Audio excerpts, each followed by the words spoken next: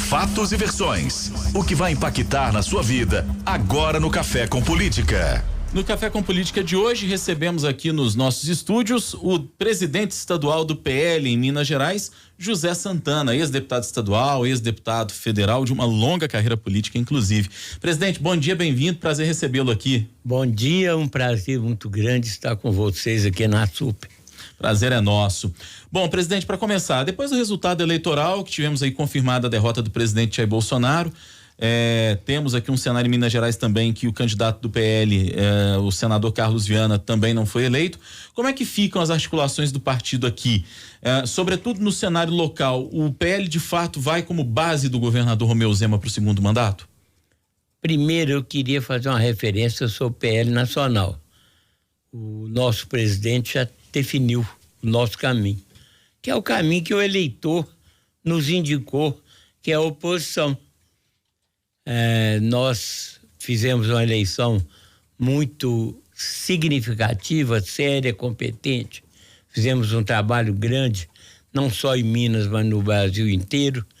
Depois tivemos o apoio do nosso governador Zema, que com garra, com determinação, ele nos ajudou muito nessa arrancada do segundo turno.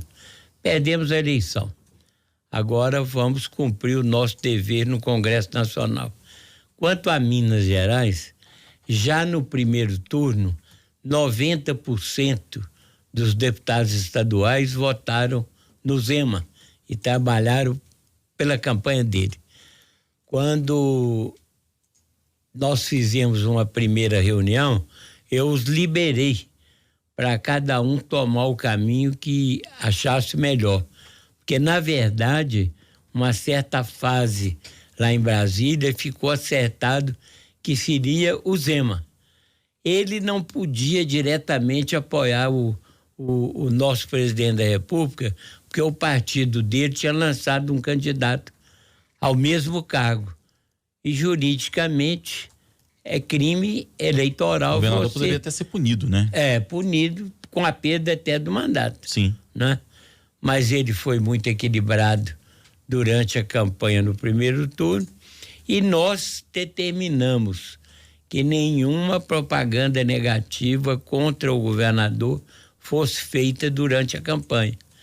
A empresa que preparou a campanha dos deputados estaduais, federal, foi avisada desse propósito. Isso foi feita a revelia do senador Carlos Viana, presidente? Não foi feita a revelia porque o Carlos Viana entrou depois. Isso foi uma decisão nacional.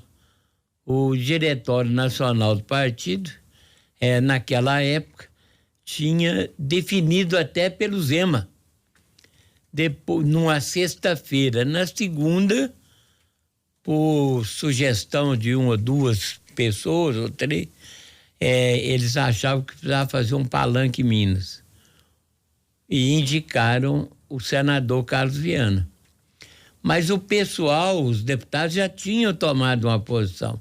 Durante todo o período de governo dele, foi dado sustentação a ele na Assembleia Legislativa. Então, depois, se você receber os benefícios para a área que você representa, né? Você ser respeitado nas suas bases eleitorais e, de repente, você dá uma guinada de 180 graus, não é o melhor caminho. Então, a candidatura do Carlos Viana, até funcionando como um palanque, pretensamente, para o presidente Bolsonaro, você acha que foi um erro do ponto de vista estratégico? Eu, por exemplo, defendi que não devia indicar candidato partido. Porque nós já estávamos muito avançados e a campanha do Zema, junto com a campanha do Bolsonaro feita pelo nosso partido, ajudaria muito, no meu entendimento. Mas na medida que o Diretório Nacional determinou que teria o candidato, nós respeitamos a decisão e demos a ele toda a cobertura que ele precisou, tecnicamente e estruturalmente. Agora, presidente, o senhor está falando aí, né, dos trabalhos todos que tiveram, do apoio fundamental do governador Romeu Zema à candidatura do presidente Jair Bolsonaro. O fato é que veio aí o resultado das urnas, que quem foi eleito presidente da República foi Luiz Inácio Lula da Silva. E desde o dia do segundo turno, né, do dia 30 de outubro, nós estamos acompanhando, noticiando sempre essas manifestações dos inconformados com a eleição de Lula. E o relatório recente do Ministério da Defesa declara que não exclui possibilidade de fraude ou de inconsistência nas urnas, né, nesse resultado. O que o senhor tem a dizer sobre isso? O senhor acredita que a eleição foi legítima ou o senhor defende que tenha havido alguma fraude também? Primeiro, nós teríamos que voltar ao passado. A leviandade do Supremo Tribunal, através da votação monocrática de um ministro, cancelou um julgamento que já passava de 5 anos e 8 meses lá no Paraná. O candidato já tinha sido condenado em todas as instâncias e, de repente, por uma decisão de um juiz, eles cancelam tudo que foi feito. Qual é o erro? Se eles tivessem alguma dúvida sobre o local do funcionamento dessa ação e que é discutível, poderia ser feito, eu já vi vários pronunciamentos de vários técnicos nesse sentido, advogados também, devia ter sido feito no primeiro mês, segundo, nos 4, 5 meses, não depois de 6 anos. Quer dizer, foi uma decisão política. O próprio Marco Aurélio Melo, numa declaração, eu tenho ela gravada aqui no meu telefone, ele fala que a decisão do Supremo foi eminentemente política. Então, eu acho que o erro foi aí. Não foi agora, no período da eleição. E vamos ser claros, vamos ser honestos. O Supremo deixa muito a desejar.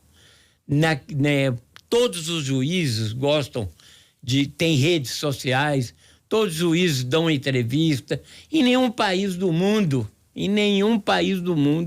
você vê um ministro do Supremo decidir a não ser nos autos.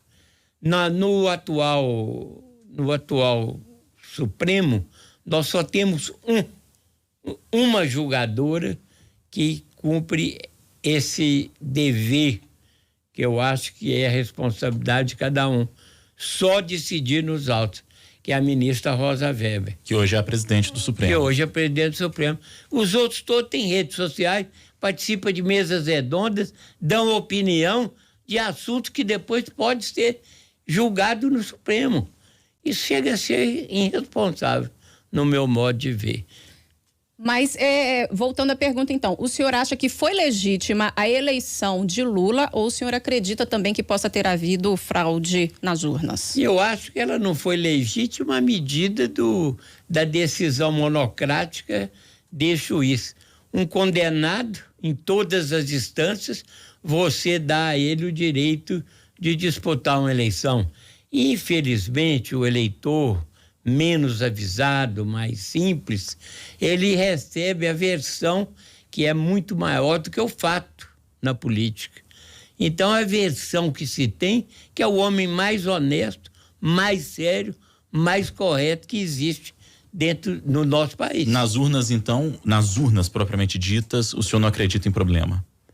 Existiu alguns problemas, falam, mas eu acho que já passou da hora de tratar desse assunto, no meu ângulo de análise, porque já deram a decisão, o próprio presidente da República já reconheceu, já determinou, através do ministro da Casa Civil, a tomar as providências necessárias para essa transição, né? Eu não acredito que com esse Supremo que nós temos faça alguma coisa que possa mudar o quadro. O presidente, nós vamos ter, a partir do ano que vem, Luiz Inácio Lula da Silva como presidente da República, e o presidente nacional do PL, Valdemar da Costa Neto, disse que o presidente Bolsonaro já é automaticamente um candidato em 2026. O senhor vê dessa maneira também? O senhor acha que de fato o presidente Bolsonaro que ele vai liderar a oposição? A gente não tem muita dúvida. Mas o senhor já vê assim de maneira tão, digamos, cartesiana, de que o Bolsonaro de fato é o candidato já para 2026? Ou ainda falta muito? Porque política a gente sabe que 4 anos às vezes é um intervalo gigantesco para que as coisas, para que decisões sejam mantidas. A política é dinâmica demais. Né? Então o que eu acho é que você vai, através do trabalho do partido, vai, durante o período de 4 anos, pode surgir nomes aí significativos para representar o partido numa eleição majoritária. Eu acredito que o presidente Bolsonaro vai ser oposição ao futuro governo. Como também acredito que o número significativo de parlamentares do PL vão seguir essa orientação. Mas eu acho que fazer política você tem que fazer com muita prudência e muita seriedade e muito equilíbrio. Os assuntos de interesse do Brasil, nós devemos votar. Nós não devemos prejudicar o país por fazer oposição. Nós temos que fazer oposição por problemas sérios. Programática. Por exemplo, esse problema de acabar com essa norma que já foi pré-estabelecido sobre o problema até onde você pode gastar. Eles estão querendo mudar isso. Eu acho irresponsabilidade. Então você tem que julgar, no meu entendimento, vocês têm que julgar as propostas, aquelas que forem em benefício aos estados brasileiros, às prefeituras, consequentemente ao país, nós devemos votar favorável. É a minha opinião.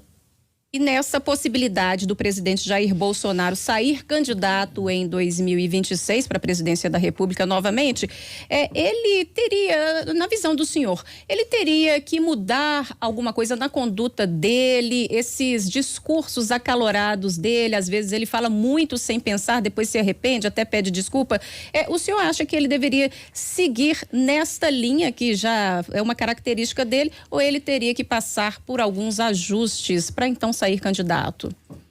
A política ela é muito dinâmica, né?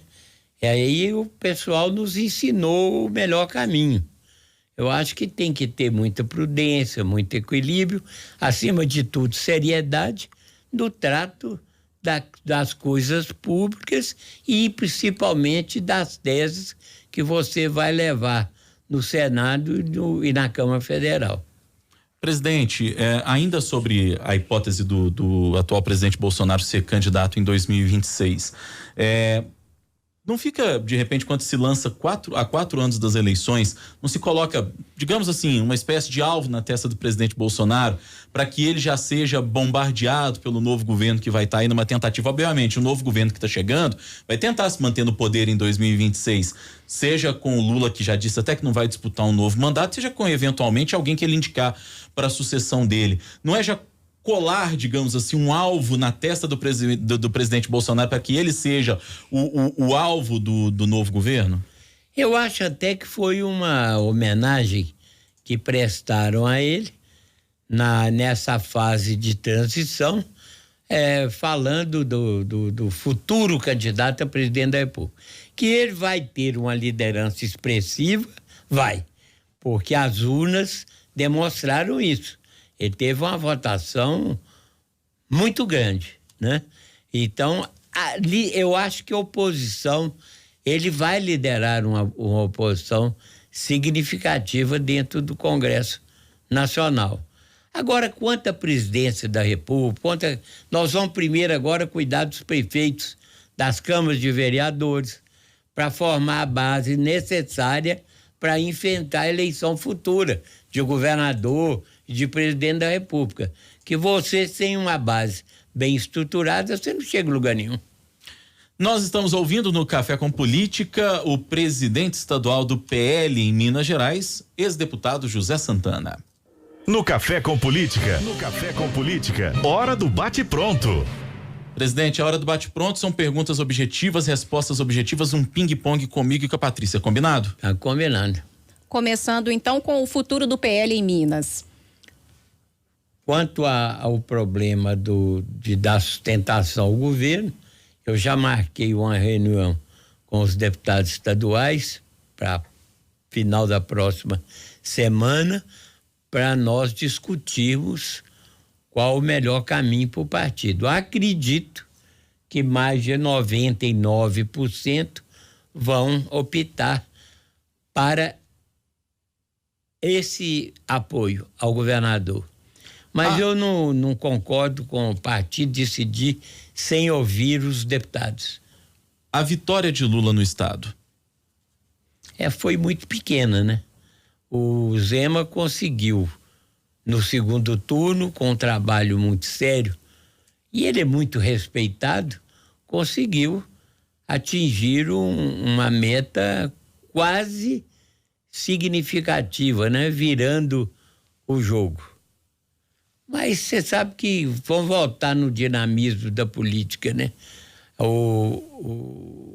Tinha um governador do Maranhão chamado Vitorino Freire, que foi senador da República também, que ele falava que política é igual nuvem, que você olha, é uma formação, quando você volta, já mudou. Alguns mineiros falam que é do Magalhães Pinto, mas eu li um livro que é do Vitorino Freire. E política é isso, é o dinamismo dela. Muito bem. Certo. Conversamos no Café com Política com José Santana, ex-deputado estadual, ex-deputado federal, presidente estadual do PL de Minas Gerais. Presidente, obrigado pela visita, foi um prazer receber o senhor. Eu que agradeço. Muito obrigada e até a próxima. Até a próxima e muito obrigado pelo convite.